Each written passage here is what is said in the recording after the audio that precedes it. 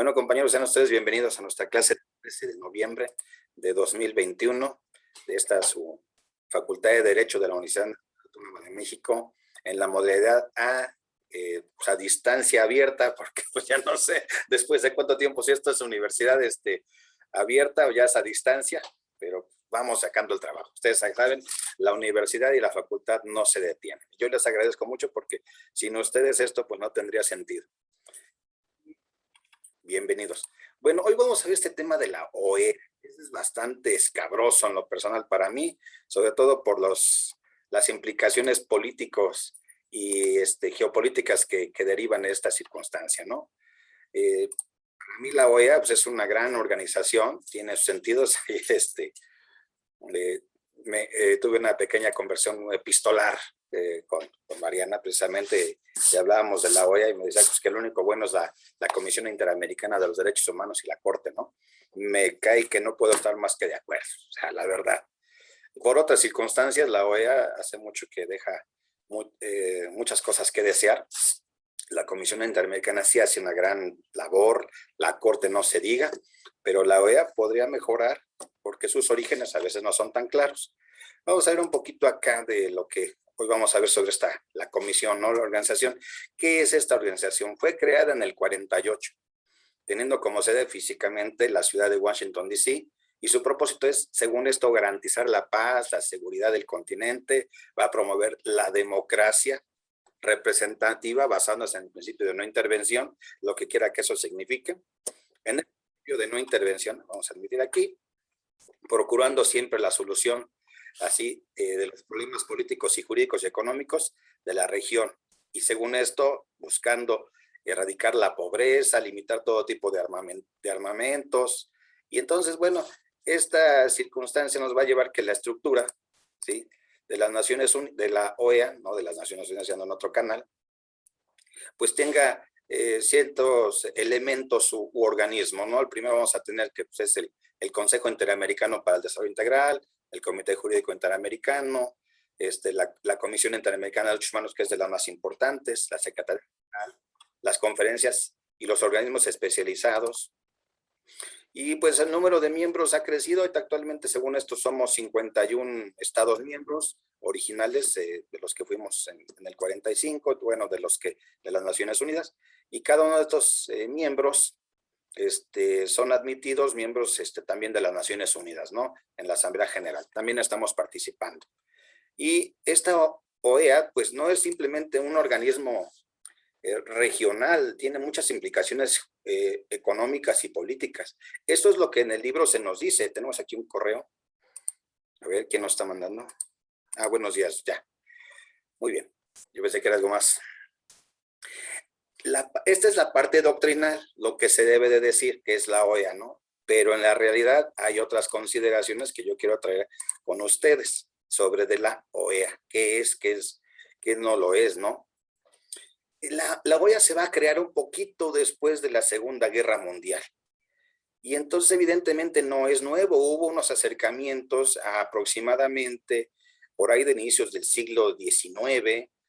Los Estados Unidos eran los que estaban llamando a la integración, pues a través del multilateralismo interamericano, sus alcances, su naturaleza. Y entonces van a tener las primeras conferencias interamericanas en 1889, en 1890, se hicieron algunas en República Dominicana, y bueno, van a dar una especie como de un buró comercial de repúblicas americanas. En la primera conferencia en 1889 en Estados Unidos, bueno, pues hay tensiones, hay desacuerdos. Ya para 1902, bueno, se van a hacer otras porque pues hay problemas, ¿no? Estados Unidos apoyó y desempeñó un rol muy importante en las luchas pues, independentistas de Filipinas, Puerto Rico, Cuba. Bueno, eso es por sus intereses geopolíticos, ¿no? Pero estaba muy de moda y todavía hasta la fecha esta doctrina Monroe y lo que decía, ¿no? La política del gran garrote, es decir, de la violencia, por ejemplo. Entonces, durante esta primera década del siglo XX, pues el poder militar de Estados Unidos se va a dejar sentir con mayor fuerza. Obvio está, bueno, hay conferencias, sobre todo una de Panamericana de Buenos Aires de 1910. En esta conferencia, en la Oficina Internacional de Repúblicas, se transformó en la Unión Panamericana, y sin embargo dominó Estados Unidos, su dominio continúa, ¿no? Y fueron algunos de sus antecedentes. Hubo una conferencia panamericana en Santiago de Chile en el 23 para coordinar y ampliar el seguro y cumplimiento de los tratados, ¿no? Se van a ir dando estos antecedentes. Posteriormente, sí, ya después de estas, se va a dar después de la Segunda Guerra Mundial, ahora sí, la integración. Acuérdense que había ya los conflictos de los dos órdenes que surgieron después de la Segunda Guerra Mundial, el comunismo y el capitalismo. Y entonces había una gran influencia en el continente. Y entonces se va a dar la conferencia interamericana sobre problemas de la guerra y la paz, y entonces acordamos establecer la Organización Internacional de Repúblicas Americanas, un documento conocido como el Acta de Chapultepec. Y bueno, ahí va a comprometer a los estados del hemisferio occidental a negociar un tratado de seguridad mutua, una conferencia interamericana para el mantenimiento de la paz y la seguridad del continente, que fue realizada en Río de Janeiro en el 47. Y en esta conferencia establecen las bases, bueno, del Tratado Interamericano de Extensión Recíproca, el TIAR. Lo vamos a ver cómo a veces este TIAR no ha sido de lo más seguro. Bueno, ¿que para qué era? Pues para asegurar la legítima defensa colectiva ante un eventual ataque de potencias de otra región y decidir acciones conjuntas en caso de conflicto de estados. Cosa que no sucedió, por ejemplo, cuando la guerra de las Malvinas, pues todos dejaron a los argentinos solitos, no les hicimos, no les fuimos a ayudar. Y ahorita lo voy a poner más claro. Bueno, entonces, con la creación de la OEA, que ya se va a tener finalmente en la 9ª Conferencia Panamericana reunida en Bogotá, va a sustituir esta Unión Panamericana y va a crearse la OEA mediante la firma de la Carta de la Organización de Estados Americanos. Ahí, ya después de tantos intentos, y bueno, ¿cuáles son sus objetivos, no? Según esto. Bueno, pues proponía afianzar la paz y la seguridad del continente. 2, promover y consolidar la democracia representativa. 3, asegurar la solución pacífica de controversias entre los Estados miembros. 4, organizar la acción solidaria de estos en caso de agresión. 5, procurar la solución, ¿sí?, de los problemas políticos, jurídicos y económicos. 6, promover el desarrollo económico, social y cultural. 7, erradicar la pobreza que constituye un obstáculo para el desarrollo. Si es que no es un mal chiste esto, porque al contrario se ha aumentado la pobreza en América Latina en estos últimos 30 años. Y 8, alcanzar una efectiva limitación de armamentos convencionales que permite dedicar a mayores números de recursos al desarrollo económico y social de los Estados miembros. Todos estos muy buenos deseos, son un catálogo de buenos deseos y buenas intenciones, pues para las circunstancias. Ahora, entra la Guerra Fría, en pleno desarrollo de la OEA, pues vamos a estar en esta época de la Guerra Fría. Y entonces, como los Estados Unidos, parte de este asunto de la OEA, van a tomar a América Latina como parte de su círculo de influencia, ¿no? De sus normas políticas y sus alcances sociales. Y entonces nos van a recetar su doctrina, la doctrina Monroe, para entrar en cualquier país de América Latina para que evitáramos la influencia comunista. Como ahora, es que es un mal chiste, pero de veras lo escuchas con algunas personalidades, es que nos van a hacer el comunismo, es que ya vamos a ser socialistas. Bueno, yo me quiero decirles, chicos, que en el 80 y tantos, el 89, cayó el muro de Berlín y con ello el comunismo. Pero hay quienes todavía traen esos fantasmas. Bueno, Estados Unidos usaba el mismo fantasma, el comunismo. Nos van a querer.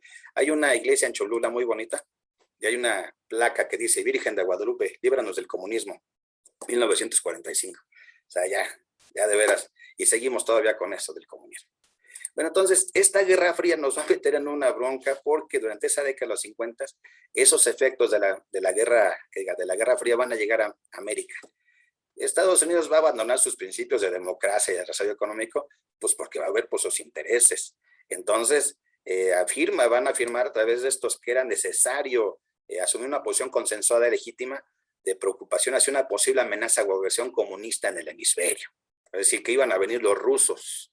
Entonces, Estados Unidos va a alegar que tenía derecho de intervenir en los asuntos internos, ¿sí?, de cualquier Estado miembro de la OEA que enfrentara una agresión política comunista a través de instituciones hemisféricas. Es decir, yo soy el gran policía, yo digo que estás bien y que está mal.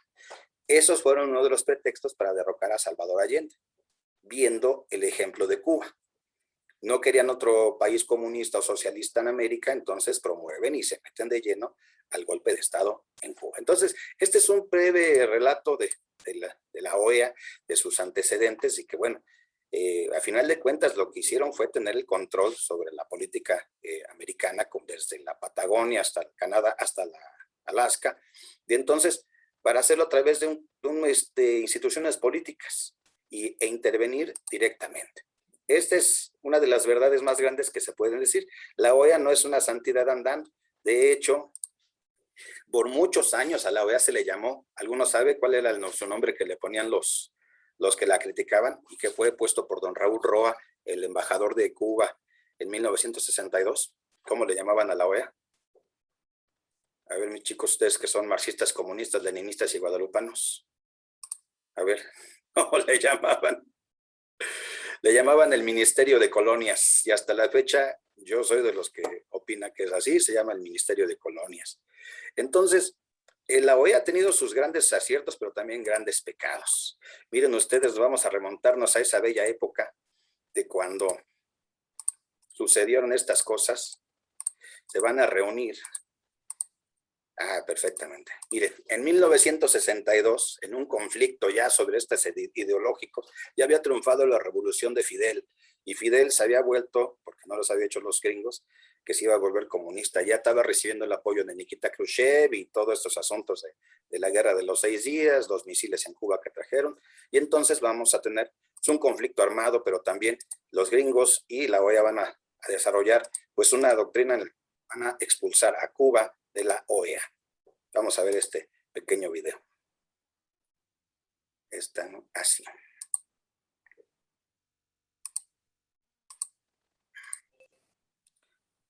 Fuerte custodia de policía militar.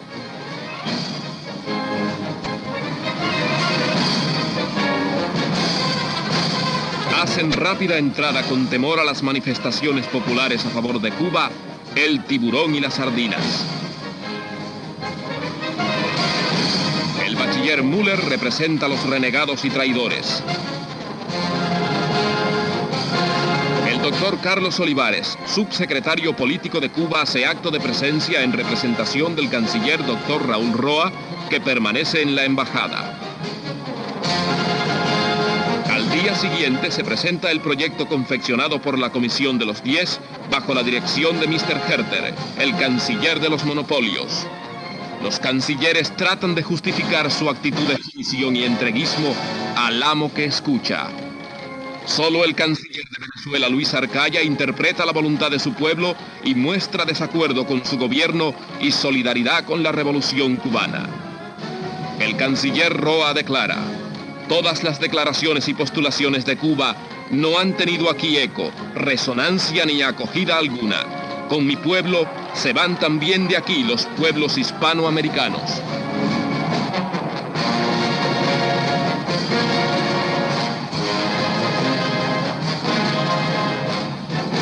En el Teatro Nacional de Costa Rica, la Asamblea procede a la aprobación de todos los puntos redactados por la Secretaría de Estado norteamericana y que se resumen en una declaración de San José, Made in Washington. La delegación de Cuba parte en vuelo especial al ser descubierto un plan de sabotaje aéreo planeado desde Guatemala por esbirros batistianos y agentes del FBI.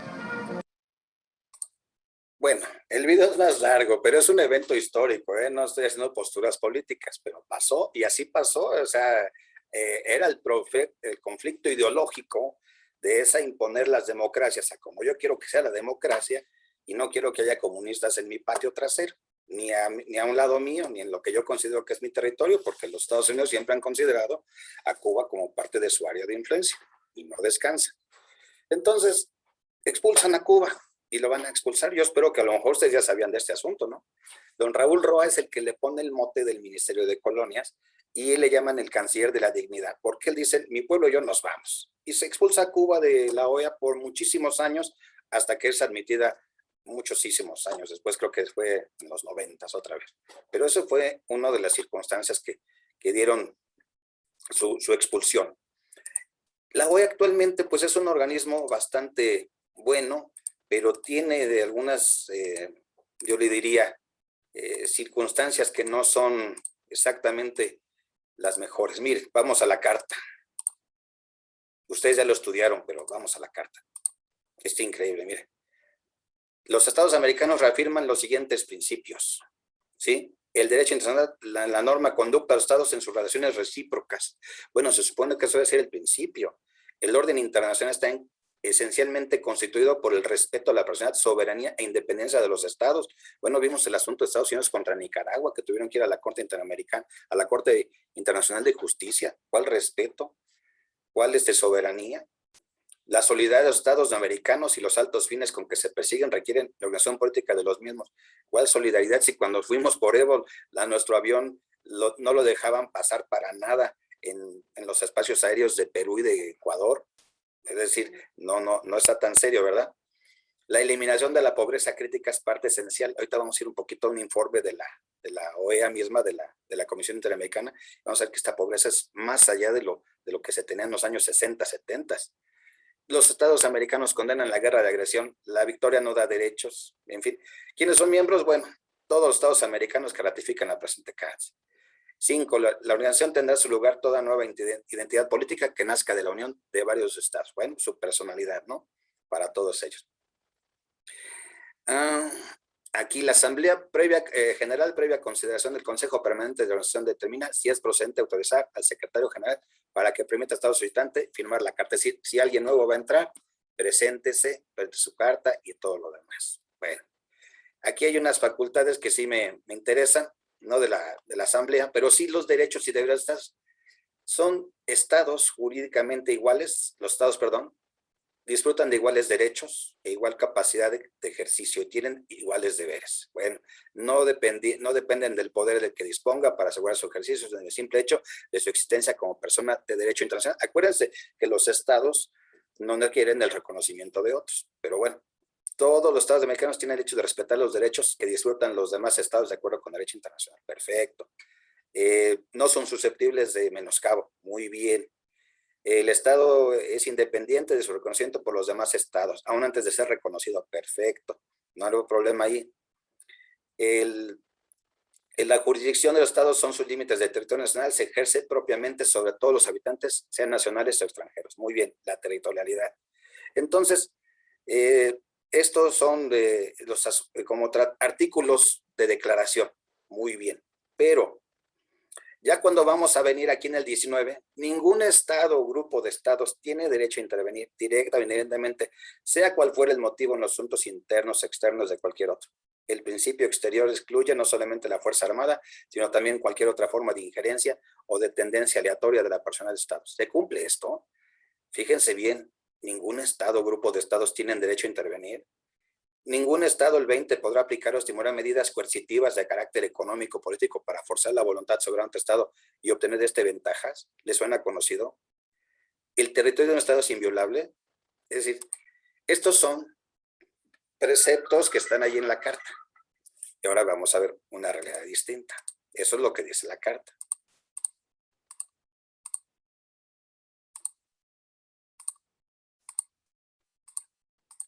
Aquí está. 1950. El intervencionismo de Estados Unidos en Latinoamérica, principales intervenciones desde el 50. Y no me estoy remitiendo a las anteriores, porque podríamos ser nosotros también parte de ese teatro, ¿no?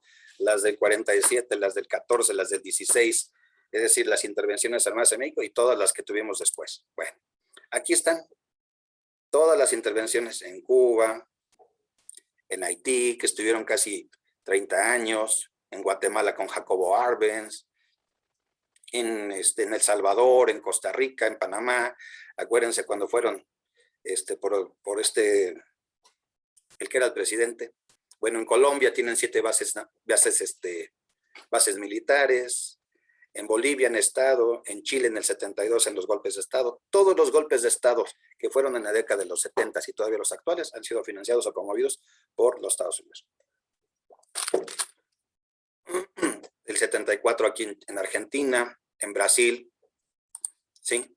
En Venezuela, en el 2002, cuando Hugo Chávez, también estuvieron promovidos. Es decir, no ha habido golpe de Estado, circunstancia que no interviene. Entonces, ¿es de verdad la carta de la OEA una carta que se esté cumpliendo? Aquí está. Entonces, decían el intervencionismo. Y esto me lleva a una cosa. ¿Se acuerdan de que hablamos del Consejo de Seguridad de las Naciones Unidas, no? yo creo que ustedes han leído, y porque son muy buenos universitarios, han leído a Eduardo Galeano. No sé si alguna vez lo escucharon. ¿Quién ha leído a Galeano? Las venas abiertas de América Latina. ¿Lo han leído? Sí. ¿Qué piensas de ese libro? Sí, profesor. Narra cómo es la explotación de las zonas más ricas de América y se quedan al final sin recursos. Y cómo es este saqueo interminable. ¿Cómo quedan las comunidades al final de que se llevan toda riqueza? Pobreza.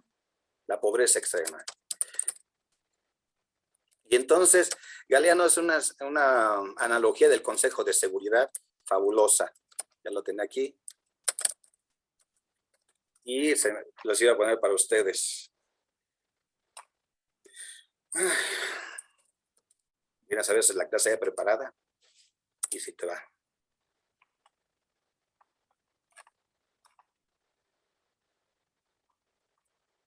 Ahorita en lo que lo busco. La parte más importante de la OEA, pues es esto, la seguridad, pero resulta de que el primer país que promueve la no intervención, la seguridad, la paz, es el primer intervencionista. Y entonces, ¿qué se puede hacer allí? ¿Es de verdad, es creíble la actuación? ¿Se puede realmente? Y es el único que no ratifica tratados. No los ratifica, los promueve, los anda ahí, los anda diciéndole, todos vamos a participar, y ya a la hora de la hora, no lo hace. Se me fue ahorita y se los mando más tarde, pero este asunto es bien sencillo, dice Galeano, del Consejo de Seguridad. El Consejo de Seguridad está integrado por los países que son los promotores del armamentismo. Y son los países que supuestamente tienen que vigilar por el orden mundial, por la paz, seguridad, y son los primeros promotores de la venta de armas, todos. Es decir, ¿quién le vende armas a Israel? Los franceses. ¿Quién le vende armas a los sirios? Los rusos. ¿Quién le vende armas a los terroristas? A todos, porque los terroristas no fabrican armas. Los alemanes. ¿Quién le vende armas a grupos, los que están en África, los grupos que están robándose niñas y todo esto? Los Estados Unidos. ¿Quién lo hace? Son ellos. Entonces, ¿cuándo vamos a alcanzar la paz? Es difícil si el Consejo de Seguridad está presidido por los que venden las armas. Tienen que hacer su negocio.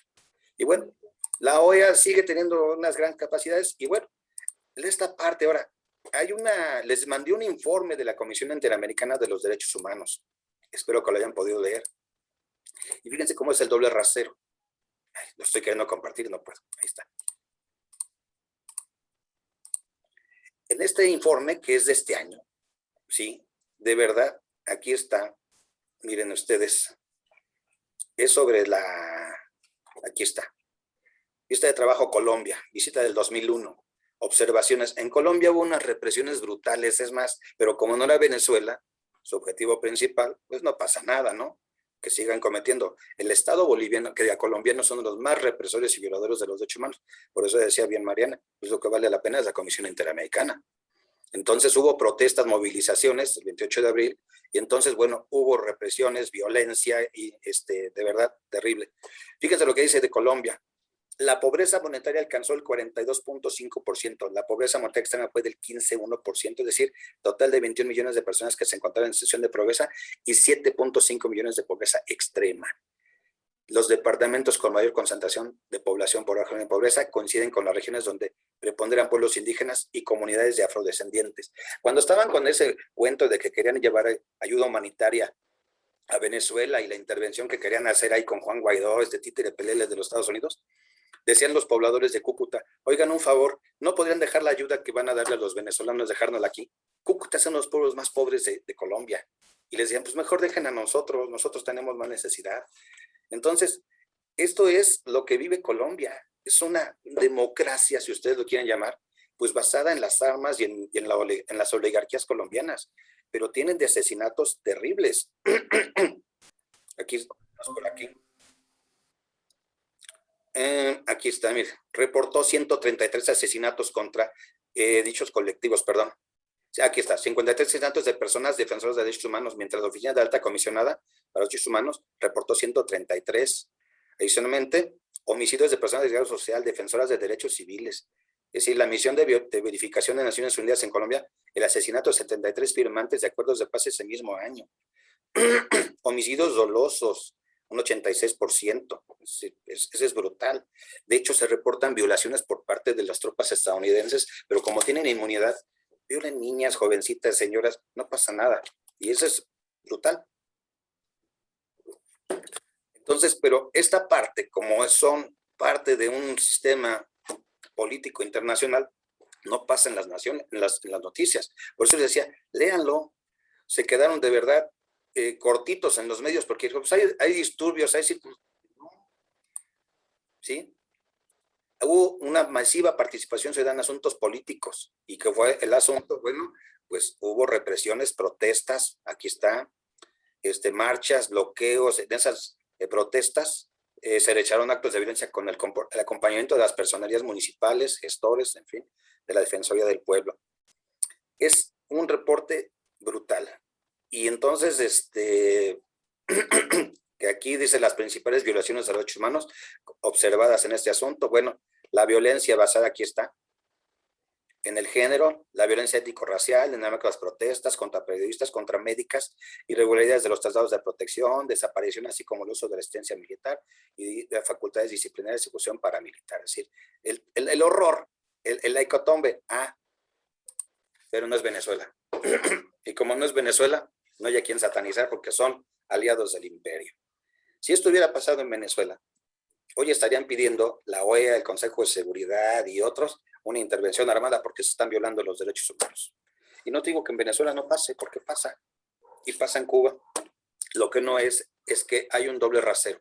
Y entonces Luis Almagro ahí no se pronunció. Ahí Luis Almagro no dijo nada.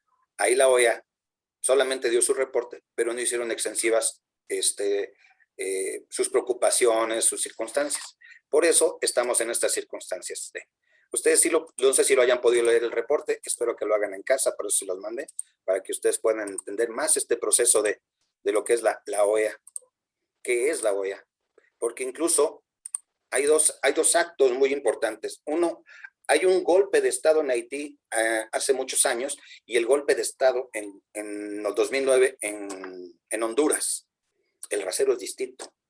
En uno de inmediato hacen que se restaure el orden democrático con Jean-Bertrand Aristide y que al depuesto presidente lo vuelvan a poner en su lugar, en su sitial de presidente, pero cuando es el de Manuel Zelaya y Micheletti, que es el que se queda como a cargo del poder, entonces ahí la OEA dice, no, vamos a recomendar que haya una mesa de trabajo. Pónganse de acuerdo.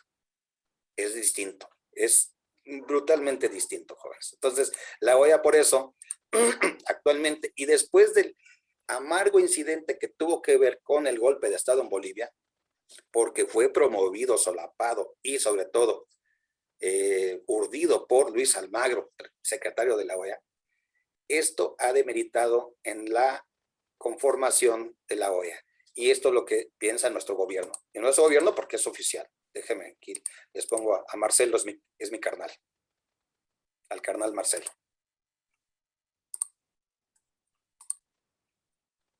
General de la OEA, Luis Almagro, calificando su gestión como una de las peores en la historia. O sea, actúa como si fuese autónomo, independiente, o que él asume que no necesita consultar a los Estados miembros. Ebrard cuestionó también el accionar de la OEA en el proceso electoral de Bolivia en 2019.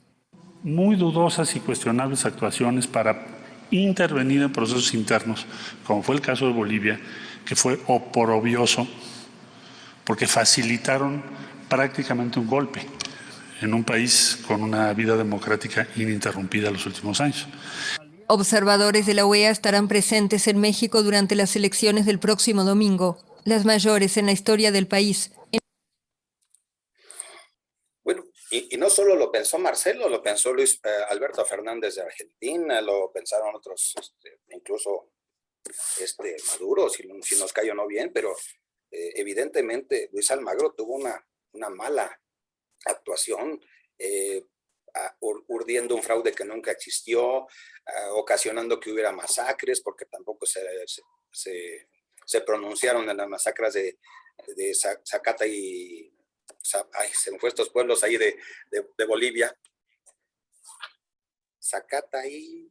Son 2 pueblos. Hubo masacres por los gobiernos de facto, de estos gobiernos que entraron haciendo a un lado el Estado laico, con el crucifijo, las velas, la Biblia. Entran estos golpistas al Palacio Quemado con la Biblia y dicen, Cristo ha vuelto al gobierno, y sale Janine Áñez ahí con un crucifijo al estilo de Vicente Fox, con sus velas y todo lo demás, y dicen, Dios vuelve al Palacio Nacional. ¿Qué tiene que ver eso con la democracia? ¿Qué tiene que ver? Pues son cristofascistas, les llaman algunos analistas internacionales, ¿no? O sea, muy, muy religiosos, muy dados a la derecha, así como Francisco Franco, Pinochet y todos ellos muy católicos, pero muy matones. Pinochet era un religioso a ultranza, pero no tenía problema en mandar a asesinar a sus opositores. Entonces, la OEA tiene un papel desastroso. El mismo José Pepe Mújica, expresidente de Bolivia, Luis Almagro fue su canciller, fue el que lo promovió y decía, me equivoqué, Luis, me equivoqué contigo de promoverte, de verdad, el video ahí está, ojalá ahorita se los pueda pasar. Entonces, se equivoca. Entonces, ese es el gran problema de la OEA actualmente, que está tomando partido, se ha vuelto el eslabón o la cadena con la que se atan los intereses estadounidenses en la región. De hecho, las oficinas de la OEA están atrasito, casi ahí en Washington, D.C., de la Casa Blanca, en el Potomac. Entonces se le critica esto, que Luis Almagro pues ve por más los intereses de Estados Unidos que por los de toda la región. Por eso Luis, el canciller, le dice pues que está mal. Y entonces, por eso no podemos estar de acuerdo con estas circunstancias.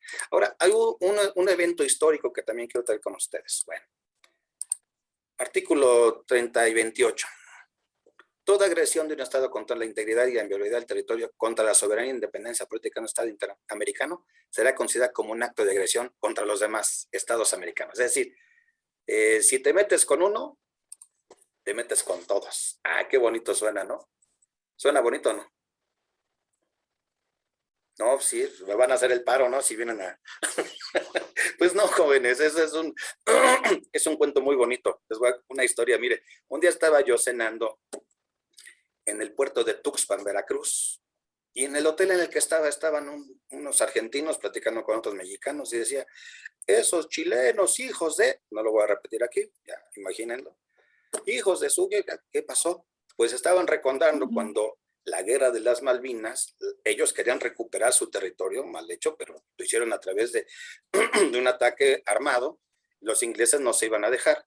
Bueno, pues entonces, ¿qué pasó? Los ingleses vienen, se van a tratar de defender de lo que ellos consideran que pues es de ellos, y pasa esto.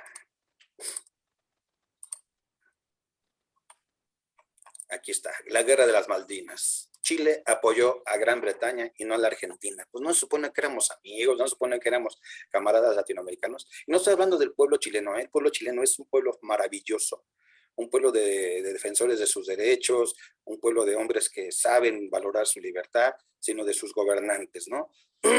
Yo, por ejemplo, soy un fiel admirador de Salvador Allende, de su vida y obra, y leo mucho sus discursos. Y entonces, bueno, los argentinos pues no quieren a los chilenos porque dicen que son los traidores.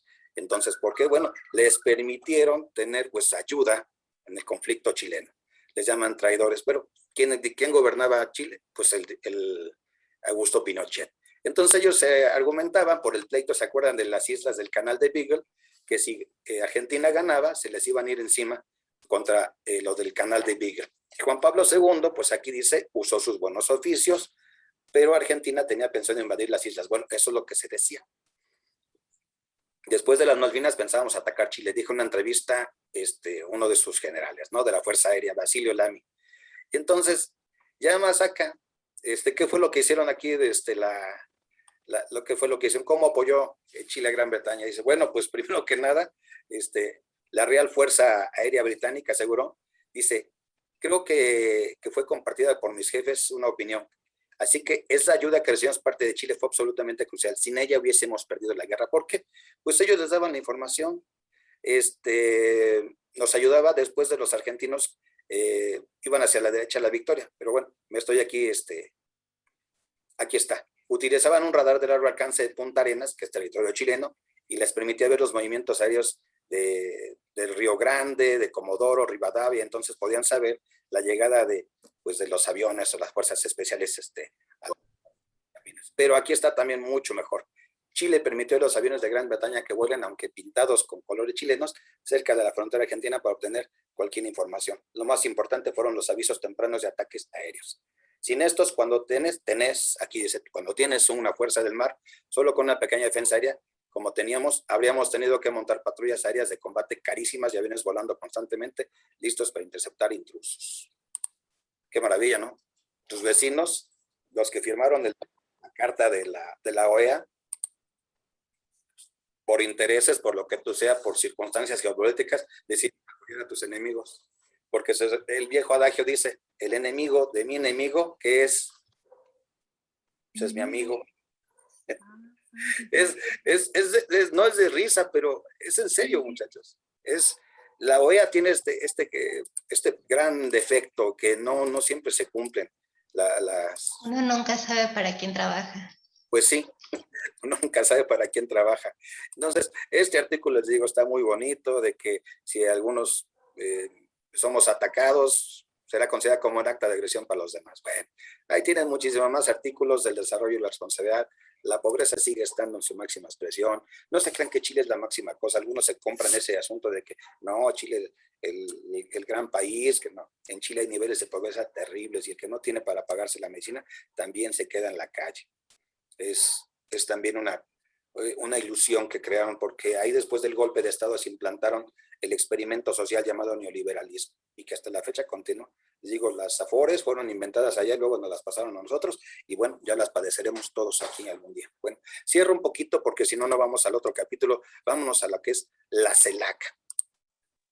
La CELAC ese es el otro órgano que es más representativo a nuestros intereses. No está tan anciano ni tan viejo el asunto, pero esta CELAC, bueno, es un mecanismo intergubernamental. Acabamos de tener la cumbre hace un mes aquí en Ciudad de México. Vinieron, acuérdense que se armó en grande, le decía Luis Lacalle Pou, a el de Uruguay, a Luis, a Maduro, no te reconozco, ¿no? Y el de Paraguay tampoco. Y se empezaron allí a hacerse, no respeta los derechos humanos. Y se agarraron el chongo entre todos, pero bueno. Entonces surge como un compromiso de avanzar en el proceso de integración de la región.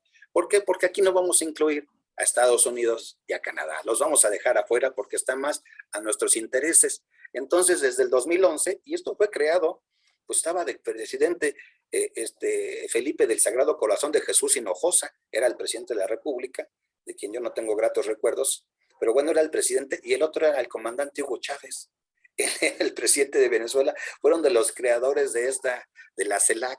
Y entonces sí, es un órgano más representativo a nuestros intereses. Desarrollo social, el desarme nuclear, la agricultura familiar, la cultura, las finanzas. Entonces se suma como, pues yo decir, un organismo más a lo que necesita nuestro país y estos estados caribeños, ya sin la intervención y la hegemonía estadounidense. ¿Qué tiene? Es un mecanismo de diálogo, concertación política, sí, la verdad es que sí. Articulador que trabaja sobre las bases del consenso, también. Un foro que avanza sobre la convergencia de acciones e intereses comunes, igual.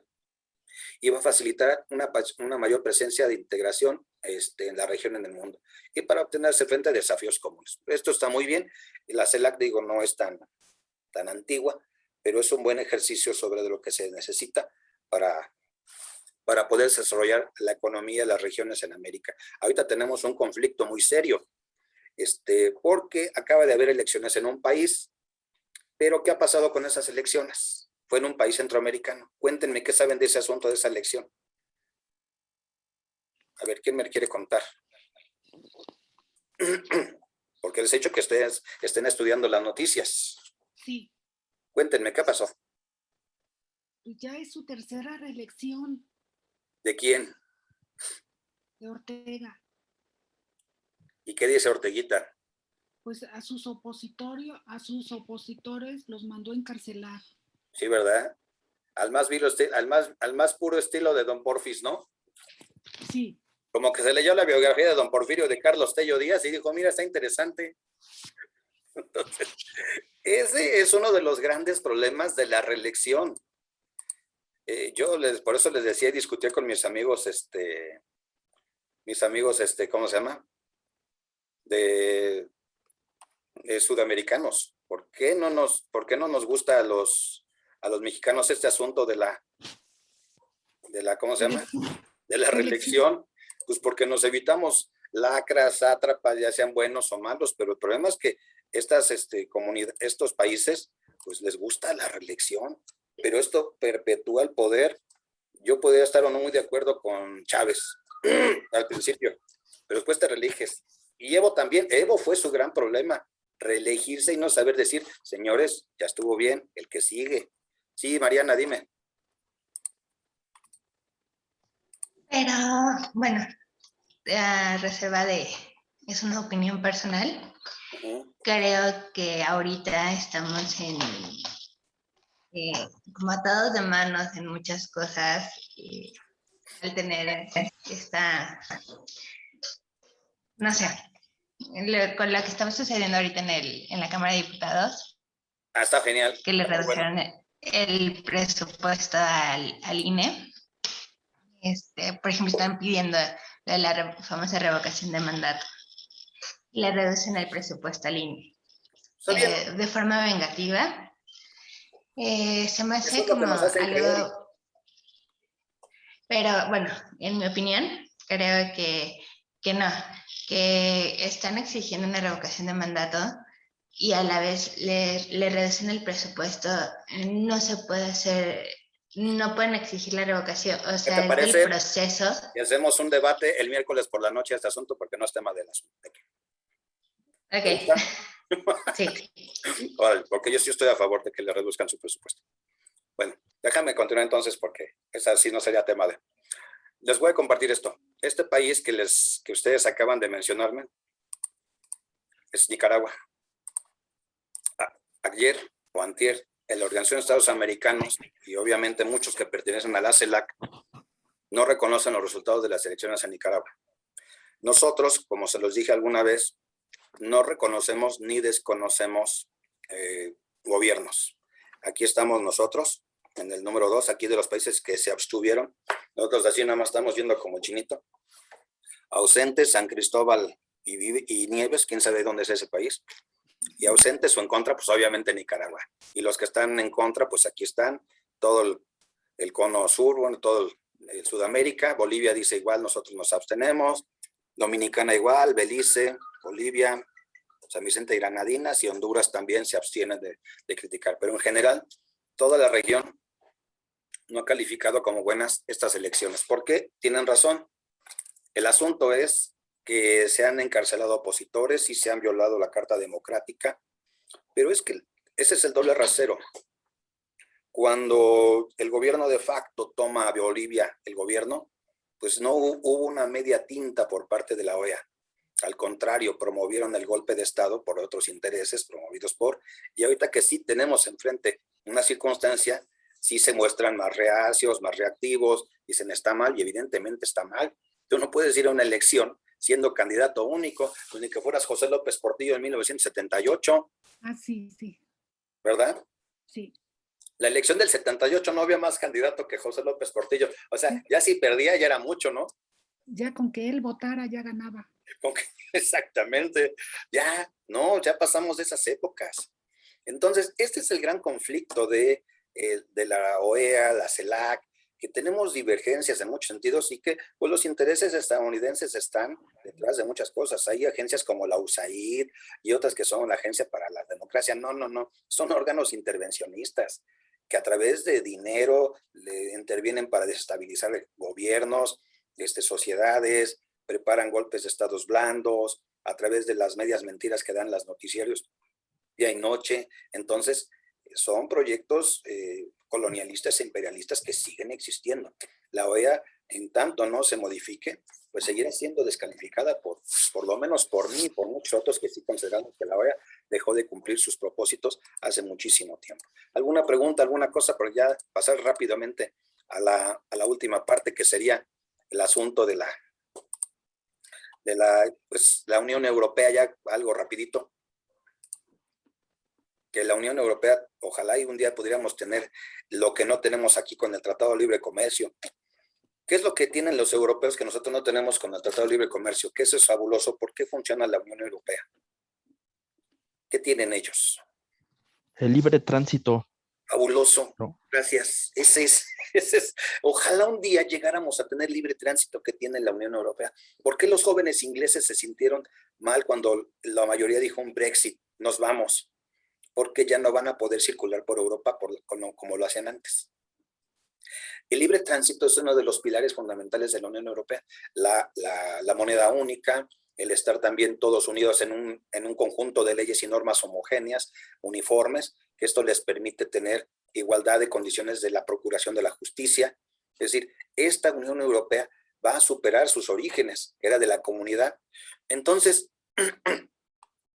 esto de la Unión Europea, bueno, pues es una unidad geopolítica que cubre una gran parte del continente europeo. No todos están adentro, no todos. Hay países como Albania que no están adentro, aunque son europeos, no cubren los requisitos. Entonces, bueno, esta es una comunidad que empezó con la Comunidad Europea del Carbón y del Acero, reunió primeramente a Bélgica, Alemania, Francia, Italia, Luxemburgo, Países Bajos. Entonces, con el fin de organizar la libertad de circulación del carbón y del acero. Bueno, entonces este tratado constitutivo de la Comunidad Europea de este carbón va a dar al Tratado de París del 51, va a entrar en vigor en el 52. Bueno, esta Comunidad Económica Europea fue creada por el Tratado de Roma. Ya en el 93 se va a formar la Unión Europea. Se incorporó a ella y pasó a llamarse Comunidad Económica, es decir, van a cambiar. Y en el 2009 las instituciones fueron absorbidas para un tamaño institucional de la Unión Europea, dejando la Comunidad Económica para existir, es decir, van a transformarse. Sus objetivos: lograr la integración económica, excluyendo el mercado común y la unión aduanera, entre sus 6 miembros fundadores, ¿no? Entonces, ya van también a desregular el comercio, las ejecuciones aduanales y sobre todo la cuestión de poder transitar por toda Europa. Tengo amigos que ya tienen la ciudadanía española y les va de maravilla, ¿no? Pueden pasear por toda Europa sin ningún problema. Entonces, esto les ha ayudado mucho para todos ellos en la Unión Europea. Es muy poquito, no me meto tampoco en el examen, ustedes lo van a ver mejor. Si quieren la semana que entra, porque me extendí, vemos unos 10 minutos de Comunidad Económica Europea, la Unión Europea más ampliamente. Pero sí quiero que tomen en cuenta que a nosotros lo que nos incumbe pues es esta parte, porque es nuestro órgano regional, lo que es la Organización de Estados Americanos. Esta Organización de Estados Americanos, bueno, pues no es exactamente tan buena, pero es lo que tenemos y deberíamos de mejorarla en algún sentido, ser críticos con ella, no ser indulgentes de decir, bueno, pues es que es la OEA, porque me ha pasado incluso con maestros que sacralizan a la OEA, dicen, no, es que es la OEA, ¿cómo vamos a hablar mal? No, hay que criticar las cosas. Se supone que el espíritu universitario es la crítica, no el dogma de la verdad, sino entonces, ¿para qué venimos?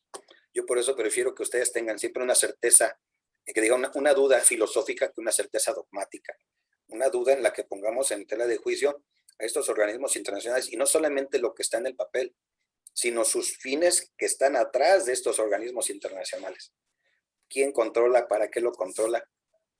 ¿Qué beneficios hay entre las organizaciones? ¿Hemos disminuido la pobreza? ¿Hemos disminuido el tráfico de armas? ¿Honduras es mejor después de un golpe de Estado que más o menos se solucionó? Si ustedes viajan por la Ciudad de México últimamente, van a encontrar a cientos de familias hondureñas que están migrando, que están pidiendo limosna.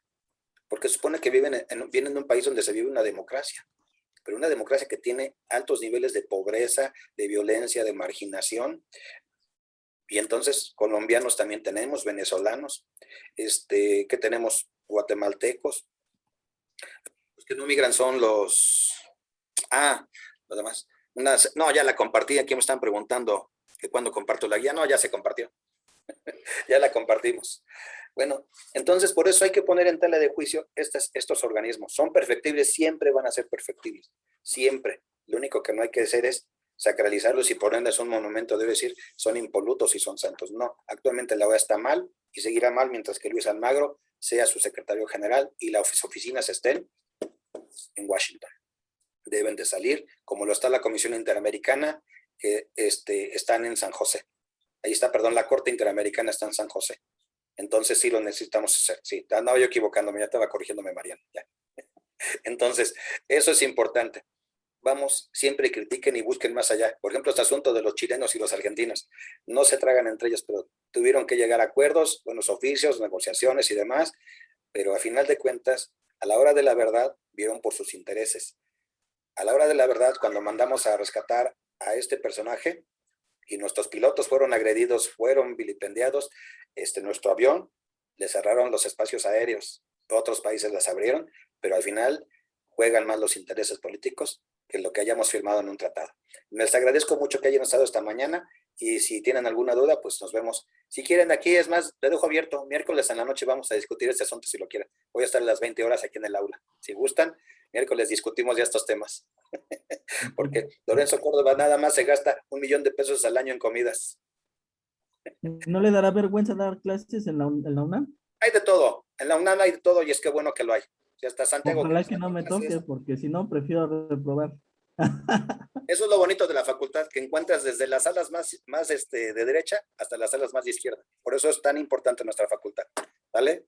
Sí. Cuídense mucho. Nos vemos si gustan, próxima semana y el miércoles. Nos vemos. Hasta luego. Vale, bye. Muy bien, profesor, gracias. Gracias por sus reportes, están muy buenos. ¿Llevas, Mariana? Profesor, yo voy a checar si tengo la guía, porque yo creo que no la tengo. Bueno, mándame mensaje y te la mando por correo.